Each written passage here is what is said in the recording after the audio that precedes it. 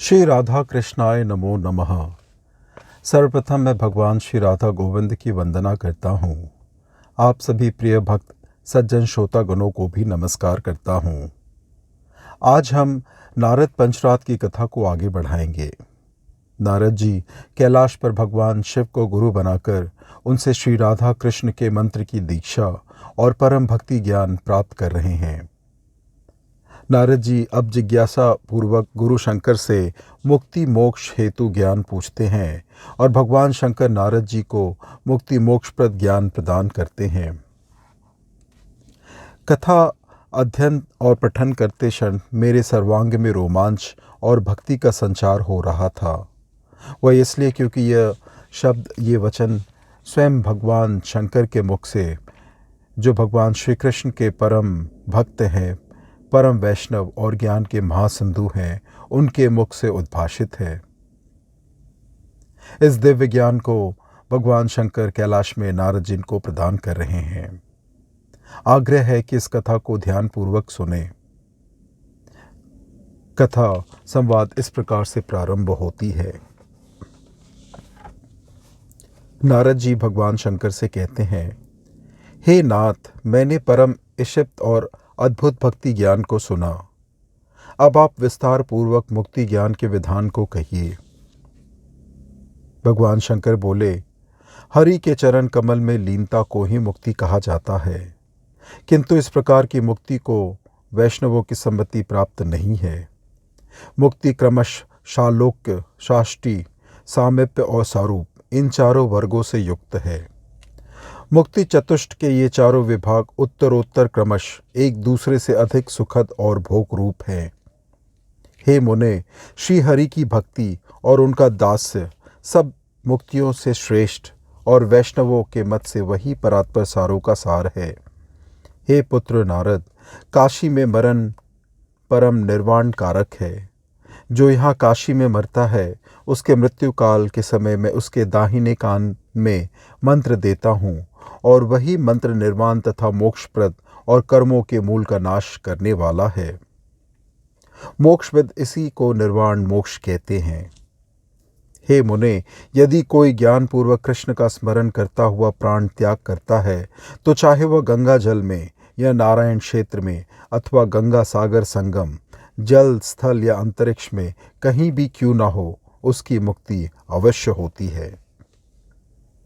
तदंतर नारद जी बोले, वाराणसी में आपके जिस मंत्र के कहने से प्राणियों को शाश्वती मुक्ति प्राप्त होती है, वो मंत्र कृपा कर मुझे बताएं। हे कृपा सिंधु, अन्यथा मैं देह त्याग कर दूंगा। हे नाथ, मुझ अनुरक्त भक्त की आप वांछना ना करें। श्री महादेव बोले, हे नारद, तुम ही कहो कि जो वेद, पुराण, इतिहास तथा पंचरात में भी गुप्त है, उसे मैं कैसे बताऊं। यह तो मैं हत्या के भय से ही इस परम गोपनीय विषय को बता रहा हूं। इसे तुम दाहिने कान में सुनो और कभी किसी अन्य से ना कहना। मंत्र इस प्रकार है। मंत्रासार आदि में ओम, सर्वाद बीज, मध्य में रा, पंचम वर्ग के बाद द्वितीय वर्ण र, गुरुमान सहित पंचम वर्ग के पंचम वर्ण में विष्णुमान और माय और अंत में जगत पूत प्रिया स्वाहा लगाने से, हे मुने, यह सप्ताक्षर मंत्र बनता है। ओम रा रामाय स्वाहा। हे विपेंद्र, प्रयाग में मुंडन कराना परम निर्वाण कारक है। पुण्य वृंदावन के वनों में झूला झूलते हुए गोविंद के दर्शन मात्र से परम निर्वाण हो जाता है। मंच पर बैठे मधुसूदन के दर्शन मात्र से निर्वाण हो जाता है। इसी प्रकार रथस्थ वामन के दर्शन मात्र से निर्वाण हो जाता है। कार्तिक की पूर्णिमा को राधा की अर्चा, पूजा और दर्शन, चाहे वह किसी भी स्थान पर किया जाए, परम निर्वाण कारक होता है। शिव चतुर्दशी को शिव की स्थापना करके पूजन करना और उस दिन व्रत रखना, हे विप्र, परम निर्वाण कारक और शुभाशुभ जो कर्म हो उन सब का नाश करने वाला होता है। श्री हरि के पादपंग का स्मरण निर्वाण कारक है। वैशाख मास में पुष्कर तीर्थ में स्नान निर्वाण कारक है। गंगा सागर संगम पर मृत्यु निर्वाण कारक है।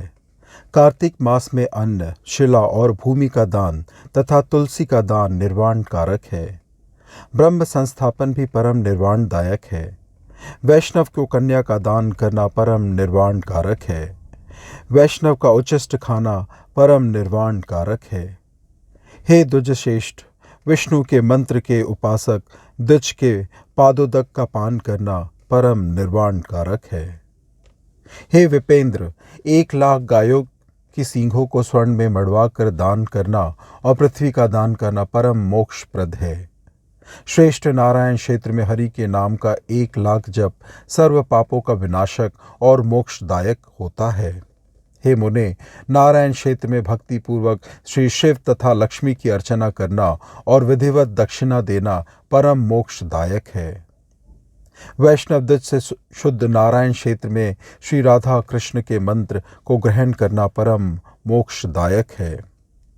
12 स्कंदों में विभक्त और 18,000 श्लोकों से युक्त शुक प्रोक्त श्रीमद् भागवत का श्रवण करने वाला मोक्ष प्राप्त करता है।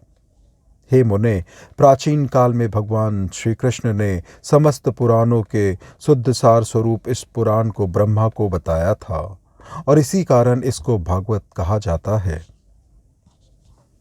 ब्रह्म वैवर्ता पुराण का श्रवण भी परम निर्वाण कारक है। इसमें शुद्ध निर्गुण और सबका इशिप्त ब्रह्म विवर्त है। इसमें 4 खंडों में क्रमश ब्रह्मा, प्रकृति, गणेश और कृष्ण के आविर्भाव का वर्णन है। इसी से इसे इसिप्त ब्रह्म वैवर्त कहते हैं। पराशरकृत विष्णु पुराण पुण्य और धन्य है। हे वत्स, इसका भक्तिपूर्वक श्रवण परम निर्वाण कारक है। हे वत्स, किसी भी दिन हरि नाम का कीर्तन, श्री कृष्ण का व्रत तथा पूजन परम निर्वाण कारक है।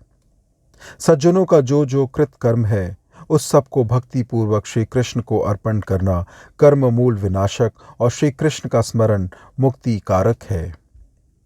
5 पंचरात्रों में किसी के भी एक शब्द का ब्राह्मण द्वारा उपदेश रूप में श्रवण करना परम निर्वाण कारक है।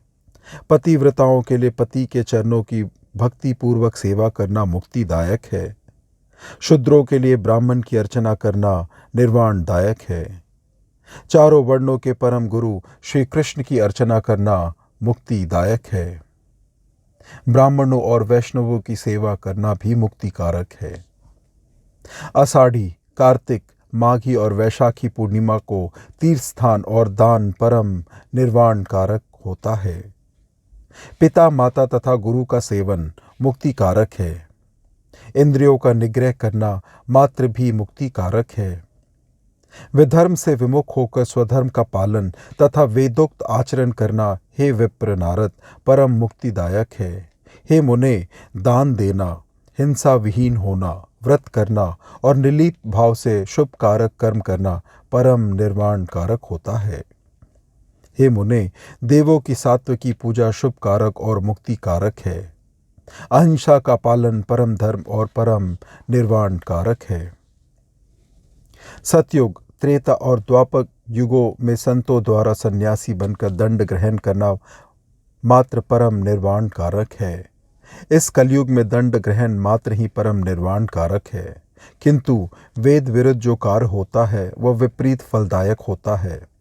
पुत्र तथा बंधु विहीन अपनी पत्नी का पालन करना और परस्त्री वर्जन परम निर्वाण कारक है। ब्रह्म हत्या का वर्जन और ब्राह्मणों का पालन परम मोक्षदायक है। अनाथ भगिनों, कन्या और वधू का पालन मोक्षदायक और इनका त्याग करना निश्चित रूप से नरक का कारण होता है। शिशु, पुत्र और अपने छोटे भाई का परित्याग करने से नरक तथा इनका पालन करना मोक्षदायक होता है। श्रेष्ठ ब्राह्मण को कन्या और मंत्र प्रदान करना मोक्ष कारक है। जीवों को अभय दान, शरणागत की रक्षण और अज्ञानी को ज्ञान दान परम निर्वाणदायक है। यह मैंने अगम के अनुसार संक्षेप में मुक्ति ज्ञान बता दिया है। कपिलकृत पंचरात्र में श्री कृष्ण ने अधिक विस्तार से कहा है। प्रथमत मैंने तुम्हें इशिप्त आध्यात्मिक ज्ञान के संबंध में बताया था। द्वितीयता मैंने श्री कृष्ण की भक्ति का ज्ञान बताया। तृतीय अभी मैंने तुम्हें मुक्ति ज्ञान भी यथाक्रम बता दिया। अब मैं तुम्हें यौगिक और मायिक इन दोनों ज्ञानों के संबंध में बताऊंगा।